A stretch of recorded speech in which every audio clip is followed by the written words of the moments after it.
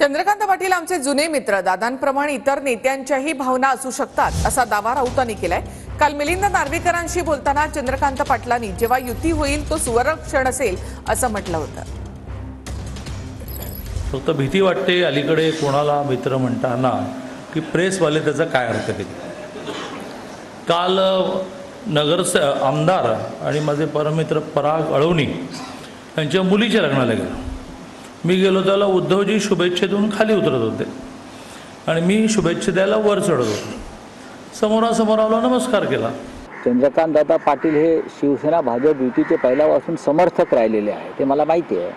आता जे आले आहेत हौशे नवशे गवशे सगळे, त्यांचा ना भाजपशी संबंध ना हिंदुत्वाशी संबंध, पण सगळ्यांना माहिती आहे की दिल्लीमध्ये अमित शहांचा उदय झाल्यावर शिवसेना भाजपमध्ये वितुष्ट आला। लग्नात भेटल्यामुळे पक्ष जवळ येतात किंवा युती होते, इतका भाबडा विचार हा किमान तुमच्यासारख्या ज्येष्ठ पत्रकारांच्या डोक्यात तरी येऊ नये अशा प्रकारची माझी अपेक्षा।